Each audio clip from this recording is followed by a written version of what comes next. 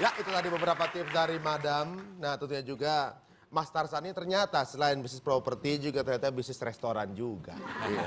Ada lagi peraturan kos-kosan? Oh, Peraturan yang kos-kosan. penting mungkin saya kepingin kos-kosan termasuk kos teladan. Laki perempuan tanpa ada surat nikah, enggak boleh. Nggak boleh. Perempuan ada tamu lebih jam 9, tidak boleh. Kalau siang juga harus pintu dibuka. Ya, sekarang cerita sedikit mengenai Sri Mulat. Waktu Ya. itu tergabung dengan Sri Mulat, bagaimana ceritanya? Jadi saya sebelumnya itu dari kesenian tradisional, dari pemain ludruk mulai tahun 62, keliling-keliling sampai 6667 itu saya diambil ludruk Brimob Batalion 412, sampai ikut operasi dan lain sebagainya. Mestinya tahun 68 saya itu dimiliterisasi, karena satu dan hal saya nggak jadi, tapi tetap saya mengikuti suatu permainan tradisional itu. 79-nya itu saya mulai masuk Sri Mulat bulan Mei.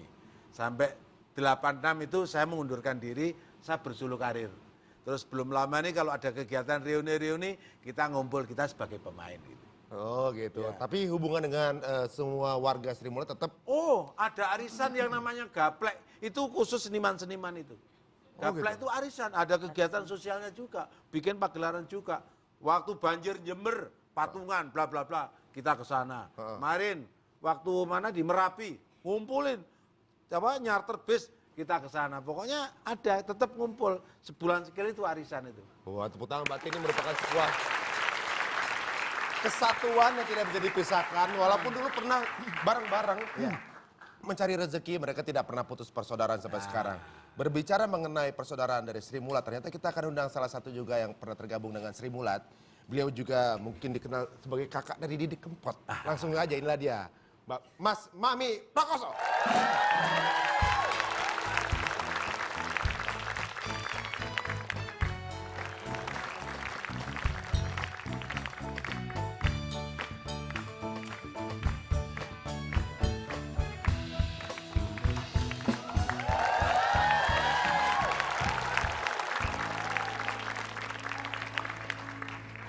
Iya.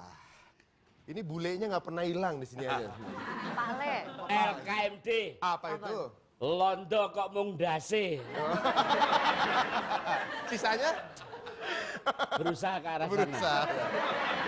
Nah, bicara Sri Mulat lagi deh, ada nggak momen yang tidak bisa dilupakan masing-masing?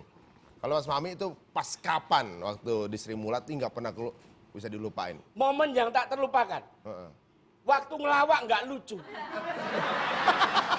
Iya, Itu kejadian di mana tuh? kita ngelawak di salah satu nightclub. Karena itu kita ngelawaknya sudah jam 2 malam, ya. Jam 2 malam, nightclub itu kan kita kalau show jam tengah malam. Penontonnya teler lagi. Kita harus ngalahin 3. Satu waktu, 2 wanita, woman penghibur, ketiga alkohol. Karena rata-rata yang datang ke situ itu sudah terlibat dengan itu gitu. Nah, ini ceritanya begini. Ketika kita ngelawak showtime, and now ladies and gentlemen, comedian from Jakarta, Sri Mulat. Begitu kita keluar, itu cuma 2 table yang nonton. Restoran gede, 2 table. Yang sini mau dilawakin, yang sini sudah teler. Lawaklah kita, halo tuan-tuan dan nona. Udah pulang lu, nggak lucu lu. Pulang. Ya sabar, saya gitu kan, sabar sebentar aja minta waktu, kita harus ngibur. Enggak, udah kita mau dansa ini, kita mau dansa, nggak ada ini, udah nggak ada lawak-lawakan. Nah yang sini meja satunya bantuin kita. Udahlah sama-sama cari rezeki, biarin mereka juga berekspresi, cari makan itu. Wah, akhirnya mereka berantem berdua. Yang satu belain, yang satu nggak mau berantem. Teyel. Gak ada yang Lempar-lemparan botol kan pelawak takut nih. Lari sembunyi di bawah meja security. Sri, ya kan? Pramuria teler. Pramuria teler kan lari sembunyi di belakang kita juga pegangan. Ada teman kita pelawak satu di Gombloh belum keluar nih. Dia juga karena takut lari sembunyi. Lah kok mulutnya di Gombloh tuh nanya begini sama Pramuria. Mbak, ada apa sih itu tadi? Lah Pramurianya dia kan nanya, Mbak ada apa sih itu tadi? Pramuria kan jujur wong teler. Itu breng gara-gara pelawak nggak lucu itu jadi berantakan. orangnya di depan. Orangnya di depan. Orangnya di depan. Orangnya di depan. Resiko profesi ya. saya Resiko kira. profesi. Resiko profesi. Nah, kalau Mas Hasan gimana? Saya pengalaman tahun 80 di Timur Timur. Heeh. Jadi waktu itu saya rombongan prajurit, ngibur tentara. Karena di suatu, saya lupa itu di Ainaro atau di Same ya. Jadi ngelawak orang daerah situ itu tentaranya ada apa lari semua, tinggal masyarakat sekitar berapa. Ngomong bahasa Indonesia nggak ngerti apa-apa, nggak ngerti terakhir. Suatu saat ada teman saya jatuh, kok tertawa. Terus akhirnya ya ditendangi aja tertawa semua. Ya. Jadi candanya canda tertawa, nendangin orang itu. Harus mengorbankan orang lain. Lah bahasanya nggak ngerti. Oh, iya. Mestinya pakai teks. Loh, Jadi salah, yang salah pelawaknya. Ketika mensiasati bahwa yang nonton itu nggak ngerti kan, nggak ngerti dengan bahasanya. Kuncinya cuma satu, Apa? nggak usah ngelawak, nggak usah ngelawak. jatuh. Berdoa. Berdoa. Cepat-cepat Ya berakhir. Allah, sadarkanlah audienku ini supaya ketawa ya Allah. Waduh. Tapi itu punya foto-foto Ada beberapa kenangan mereka nih. Foto coba kita lihat. Waduh. Ini tahun berapa nih? Itu Jakarta, udah Jakarta, Jakarta. bajunya tuh udah. Ini yang udah almarhum Mas Asmuni ya. Iya. Ini di mana sama siapa? Tahun berapa ini? Tahun berapa dan semalam Ini berbuat apa? Pokoknya bareng pohon beringin yang di depan itu tahun berapa itu? Ada lagi. Ada lagi. Coba lihat. Oh. Wah. Nah, ini kapan, di mana, wasitnya siapa, lapangannya namanya apa? Ini main kalau nggak salah di Solo ini. Jadi yang ini itu, Mas Tarzan? itu adiknya Ruth Gulet, saudaranya Ruth Sahanaya. Dulu Ini mudanya sterek ya. Ini yang menginspirasi U19 kemarin menang. Kenapa tuh? Berkat ini, tim U50-an ini. Tim U50-an ini menginspirasi. Orang U19 jadi Ini U50. semua masih utuh semua. Alhamdulillah dari keseluruhan tim yang ada itu tinggal 2. Yang mana? Yang hidup. Masih banyak. Masih banyak. Masih banyak ya. Kayaknya tinggal 2 deh kalau ada di sini. Iya, ini tahun berapa nih? Sebelum Masehi. 8485-an, 8485. Belum pada lahir. Ini pengalaman-pengalaman yang luar biasa sekali karena sudah bertahun-tahun mereka berada di panggung entertainment Indonesia dan memberikan banyak sekali kontribusi untuk dunia komedi Indonesia. Nah, sekarang kan komedi di Indonesia ini lebih ke arah slapstick ya gayanya ya. Slapstick Ada yang pakai tepung, ada yang pakai cat apa segala macam. Nah, menurut pendapat masing-masing dari Mas Tazan dulu coba. Kalau menurut saya sah saja karena pelawak itu yang penting harus tertawa. Itu gitu aja. Hanya kadang-kadang kalau kita menggunakan etika, kasihan juga ya ada yang bilang karena humor itu ada yang mengatakan humor itu sadis, ada yang begitu. Tapi humor itu sendiri harus serius. Jadi saya orangnya kan serius ya. Ya seperti itu. Loh, iya, Oh, iya, humor iya, itu iya. serius. Dulu waktu almarhum Armas Setiawan yang mendirikan lembaga humor, itu sering bicara di tim sana tuh bahwa humor itu harus serius. Karena ada yang tadi tahu-tahu orang tertawa padahal serius. Nah, sekarang enggak, banyak enggak serius ya ngomong sendiri, ditertawain sendiri, itu artinya yang sanggap itu enggak serius. Tapi yang penting penonton itu apa? Tertawa. Oh, Nah, iya. bedanya pelawak dulu dengan sekarang yang paling menonjol satu. Apa tuh? Kalau dulu waktu saya ngelawak Sri Mulat, penonton datang bayar, tapi sekarang penontonnya yang dibayar. Ini Iya.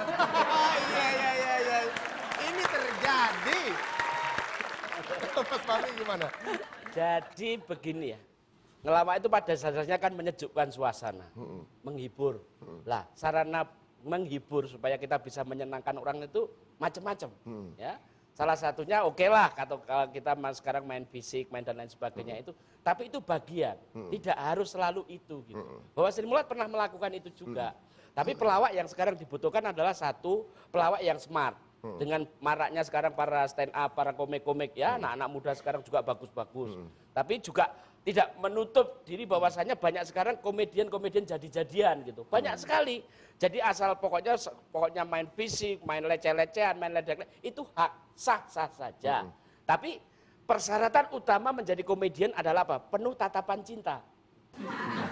Loh, serius. Komedian itu apa? Komedian itu mau baik.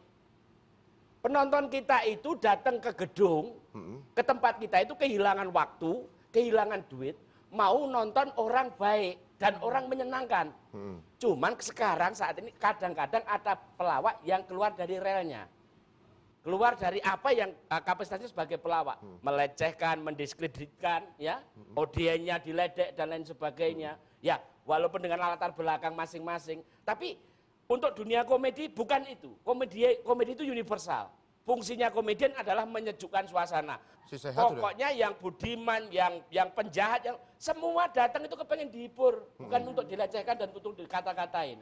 Nah sekarang banyak fenomena-fenomena bahwa humor sebagai media aja, topeng aja. Tapi konten materi itu sebagai media untuk mendiskreditkan sesuatu, untuk melecehkan sesuatu, jangan begitu. Kalau menjadi komedian yang baik, satu cara, senangkan semua orang. Karena orang mau nonton kita, bahwa kita punya niatan baik, transfer energi kita positif, insya Allah dapat feedbacknya juga positif. Iya benar. Makanya ketika ada pelawak keluar, Nah, ini tepuk tangan ikhlas apa ada yang nyuruh, ini penting ini. Tapi ini luar biasa inputan dari kedua master kita, Mas Tartan juga Mas Fahmi, luar biasa.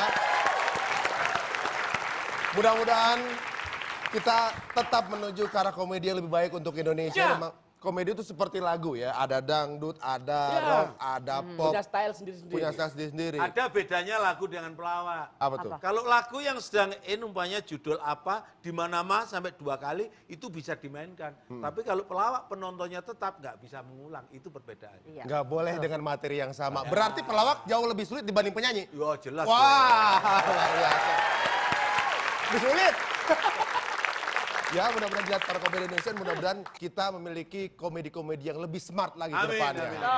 Ya, berbicara mengenai seni, ternyata juga ada seni dalam berbisnis. Jangan kemana-mana, kita akan kembali hanya di Tuna Show.